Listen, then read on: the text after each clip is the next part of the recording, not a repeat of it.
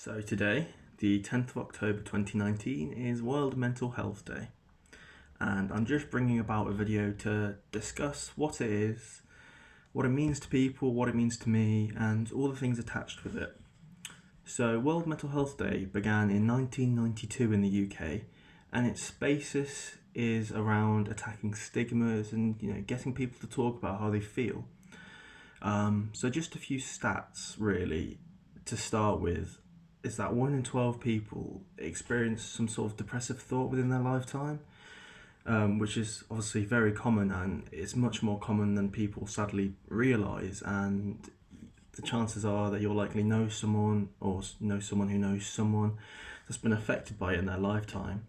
And the very scary statistic as well is that the UK has the highest self-harm rates in the whole of Europe, which again isn't particularly talked about because it's seen as taboo, it's seen as sort of a strange and hard to talk about topic. But I think days like today are purely based around trying to make that conversation a bit easier and making people not feel alienated if they've been through certain things. Yeah. And in terms of stigmas, there's two types. There's the social stigma, which is how the world perceives you, and that's where the main stigmas come in, about how if you've got a mental health problem, you're deemed as sort of different and you're deemed as the other. When this is one of the stigmas that we definitely do need to tackle because it's obviously completely wrong. We're all in this journey together, and no one's different. We all need to battle everyday woes together. And the other, which is equally as bad, is the self-stigma, which is when you normalise the things that people think about you, and it's how you think, how you feel, and it can be really damaging. So that's the other sort of stigma we need to talk about really, and make normal. It's okay to suffer, it's okay to not be okay. And you've got the other stigmas, such as the lack of knowledge in the area, which it's very easy to happen because, like I said, it's a bit of a taboo topic, and it is hard to talk about, and not everyone wants to talk about it. So certainly days like today are sort of bringing that conversation forward, and campaigns like ITV have run recently where they paused Britain's Got Talent for a minute just to ask people to talk to each other and ask people, are you okay? Which little movements that seem little like that can really have a big impact and hit big. So yeah, that's what days like today are sort of based around. I was asked today to talk about, one of my friends asked me to talk about sort of self-harm primarily, and more the case of showing scars and showing self-harm in public. And I've had this discussion with numerous people, and I do feel very, very strongly about this, that obviously it's very much up to the person whether they want to show self-harm and their scars. But for me personally, whenever I see someone that's clearly gone through something quite traumatic and they've come out the other side of it, they've come out alive, which is the main thing really, I see it sort of part of the journey. And I know it sounds incredibly cliche, but it is part of the journey of life. And you've come out with the scars, you've come out with the war wounds, and you're still going in life, which I find extremely, genuinely admirable and courageous. Not only to have gone through that and to come out the other side, but to then go out in public and be able to wear these scars, part of their journey. But equally, of course, if someone doesn't feel comfortable wearing them and having them out in public, then that's entirely up to them. But for me, on my personal level, I do find it very admirable.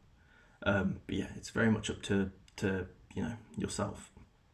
And they also asked me, is it a trigger? I think that ties in with sort of the lack of knowledge in the area that I previously spoke about. Because I don't think it is a trigger, and it certainly shouldn't be a trigger, and it would stop becoming and being a trigger for people if there was more knowledge of the area and people got taught more about it in schools and work, in general news coverage. So yeah, certainly I really don't think it's a trigger, and I think that's something we need to work towards to sort of educate society that it's not a trigger. People have these scars for a reason, and we should just be happy that they're here. It is really that simple, in my opinion.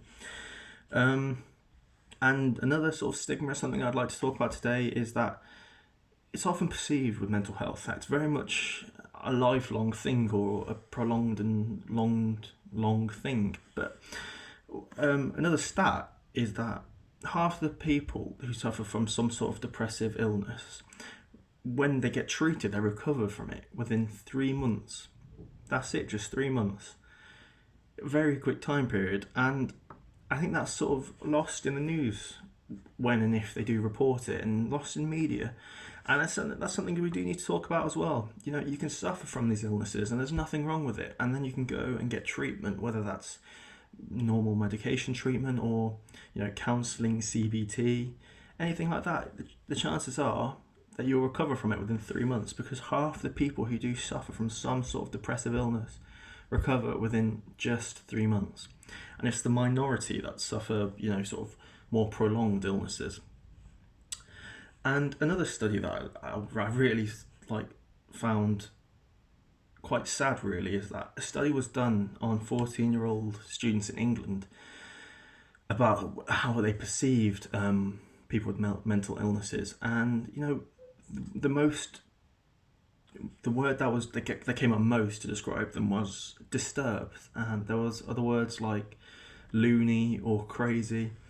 And, you know, these are our young people in schools, and I feel like, you know, we have World Mental Health Day, brilliant. Don't get me wrong, I completely support it. It is a brilliant day and it stands for brilliant things.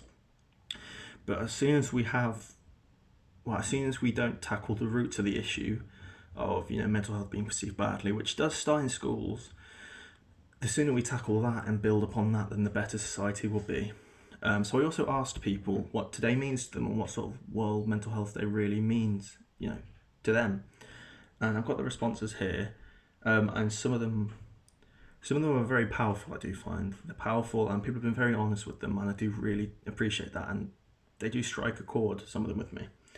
One of them is they feel like it's not promoted as much as it should be, which I do agree with, because a lot of people didn't know what today was, what it means.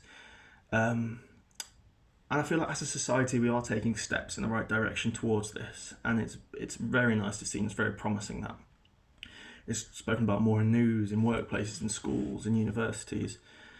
But the fact that some people still don't know what today is and its meaning and, you know, its connotations, it's something we do need to work on altogether. And, you know, it's not anyone's specific fault that, you know, it's not promoted too much, but we just need to talk about it really, and whether that's on a personal level or a large scale level, sort of in the education system or whatnot.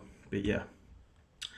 Another one is that it's an excuse for people to post up pictures and say how they'll be there for people when no real action is done. So many people / companies post about it, but when they come into the situation, they normally disappear at the quickest opportunity, although not all people are like this. And I think this links with the sort of lack of knowledge in the area. A lot of people sort of want to help, but when it comes to it and then gets to the nitty gritty of what's wrong and, you know, what the actual issues is with people's mental welfare, it's hard to deal with. I feel like if we educate people more and discuss it more and have more open conversations with it, then it's going to be a much easier time for everyone involved. A very powerful one here is that it's a time for companies to monopolise on mental health for financial gain and publicity. And for those who never normally care to get likes on their inspiring quotes on Instagram, yes, exposure and conversations are vital, but it is pointless if nothing is done to follow up. Don't give me World Mental Health Day and then tell me there's a month wait for help. Give me resources. And again, I feel like this ties in with the lack of knowledge, and, you know, perhaps we do need some government sort of reform and more investment into this sort of area. But like the previous point, that is very much, I feel, like the lack of knowledge, and sort of, so I can't advise the NHS what to do and whatnot, but as soon as we, you know, talk about it more and identify the real roots of the issues, then we can sort of tackle the bigger problem. As for more positive ones, are that my friends and I reflect on our strengths from past ordeals and thank each other for their support, and it encouraged my school to talk about mental health today. So it's a great time to reflect as a group and find unity and strength within that group, and I feel like that needs to happen not just today but sort of every day. So make sure to check in with, you know, your strong friend, your happy friend, the confident friend, because people are always battling their own demons, whether it seems it or not. And finally, it reminds me of how far I've come, but also that I still have a lot to work on. A day of reflection, also that so many others are in the same boat and there's always people to turn to. And I feel like I'm going to end with this because it's very poignant, and, you know, no matter how much you've struggled, there's always people you can turn to and people that care. So I'll leave it there. As always, if you have any struggles, please feel free to message me, and I hope you have a good World Mental Health Day.